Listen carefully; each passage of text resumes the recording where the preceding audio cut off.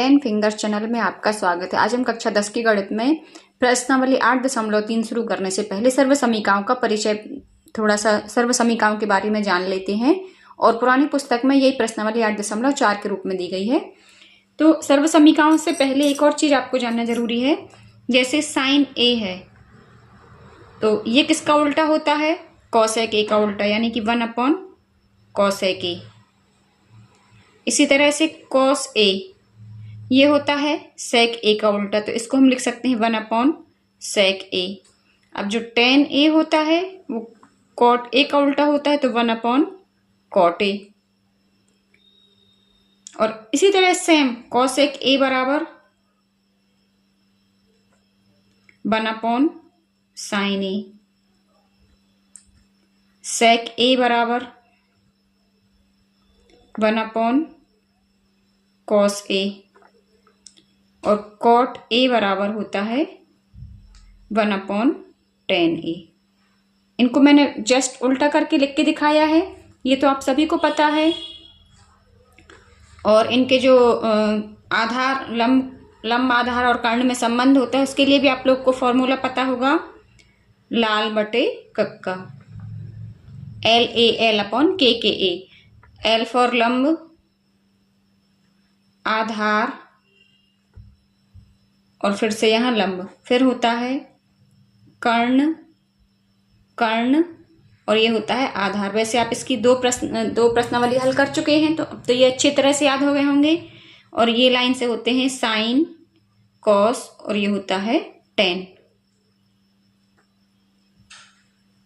अब आते हैं हम सर्व समीकरणों की तरफ चलते हैं।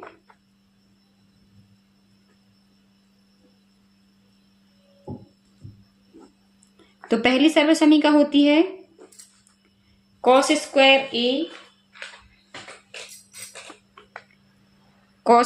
ए प्लस साइन स्क्वायर ए बराबर 1। ये बेसिक सर्व समीकरण है पहली वाली।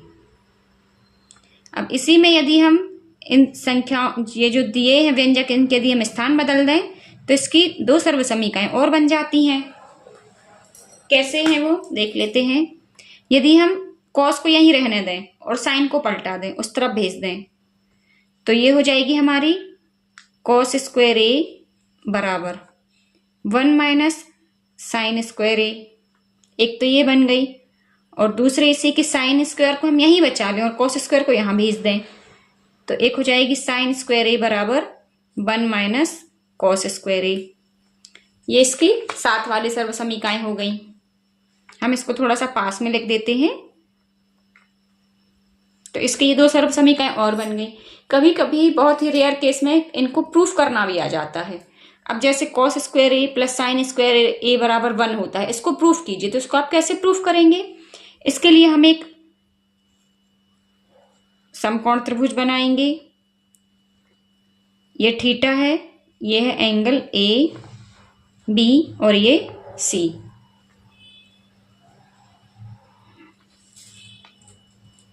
ये है ए बी और ये सी, यहां पर है थीटा। अब जो कॉस थीटा होता है, कॉस ए, ये होता है हमारा आधार बटे कर्ण। इसको हम क्या लिख सकते हैं? AB/AC।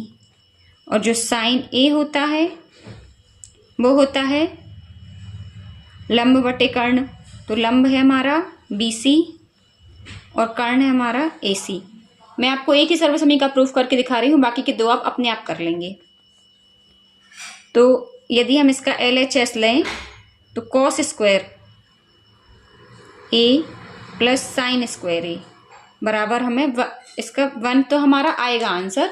अब कॉस स्क्वायर ए, कॉस की हमने निकाला है मान AB/AC, इसका whole square, plus sine square A BC/AC, इसका होल स्क्वायर। तो अब यहां पर ये हो जाएंगे AB²/AC²। हम AC² इसका LCM ले लेंगे दोनों जगह से, तो ये हो जाएगा AB² प्लस BC²। अब पाइथागोरस प्रमेय क्या कहता है कि लंब का वर्ग धन आधार का वर्ग बराबर कर्ण का वर्ग होता है। तो ये हो जाएगा हमारा AC का वर्ग बटे AC का वर्ग यानी कि 1, और ये आ गया हमारा RHS। तो ये वाली सर्व समीकरण मैंने आपको प्रूफ करना बता दी नंबर 1 की।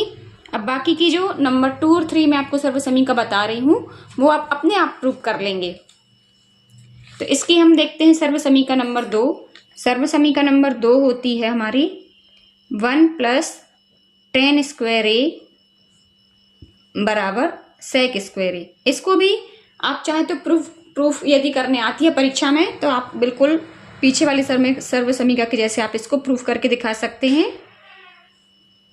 तो ये तो सर्व समीकरण नंबर 2 हो गई। अब इसी के साथ वाली इससे जो और 2 बन सकती हैं वो देख लेते हैं। यदि हम 1 को यहाँ रहने दें और tan स्क्वायर को पक्षांतर कर दें तो sec square A minus tan square A बराबर 1 हो जाएगा।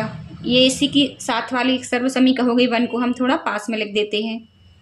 फिर यदि हम tan स्क्वायर को यहाँ बचा रहने दें तो यहाँ पर क्या हो जाएगा sec स्क्वायर A माइनस 1।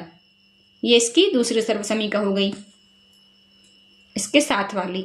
अब जो मूल है नंबर 3 सर्व समीकरण मेन है जो वो है cot स्क्वायर A प्लस 1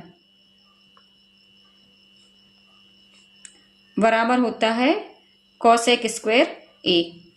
इसके साथ वाली 2 सर्व समीकरण भी हम बना सकते हैं। cot स्क्वायर A बराबर cosec स्क्वायर A माइनस 1 ऐसा लिख सकते हैं। अब यदि हम 1 को यहाँ बचा लें तो हो जाएगा हमारा 1 बराबर cosec square A minus cot square A। इसकी ये बन गई 2 सर्व समीकरण। और तो मेन आपको 3 याद रखनी है। सबसे पहली तो हमें याद रखनी है sin square A plus cos square A बराबर 1। ये हमारी पहली हो जाती है। दूसरी हमारी 1 + tan स्क्वायर A बराबर sec स्क्वायर A, और नंबर 3 पे cot स्क्वायर A प्लस 1 बराबर cosec स्क्वायर A। मूल रूप से ये आपको 3 याद रखनी है। तो बाकी की आप ये साथ वाली अपने आप बना लेंगे। और इनको प्रूफ करना मैंने इसको प्रूफ करना बता दिया है। तो सेम टू सेम इसके जैसे आप इन दोनों को भी प्रूफ कर सकते हैं। और देखिए यदि हमें अकेले sin A की वैल्यू निकालनी है, यहाँ से ये जो पहली सर्व समीकरण थी अकेले sin A की वैल्यू निकालनी है तो हम लिख सकते हैं रूट को स्क्वायर को पक्षांतर करेंगे तो यहाँ रूट बन जाएगा 1 माइनस cos स्क्वायर A। ऐसा हम लिख सकते हैं। अब इसी तरह से इन दोनों में भी कर सकते हैं। यहाँ पर tan स्क्वायर A बराबर sec स्क्वायर A माइनस 1 है। तो यदि हमें अकेला tan A निकालना है तो रूट के अंदर हो जाएगा sec स्क्वायर A माइनस 1।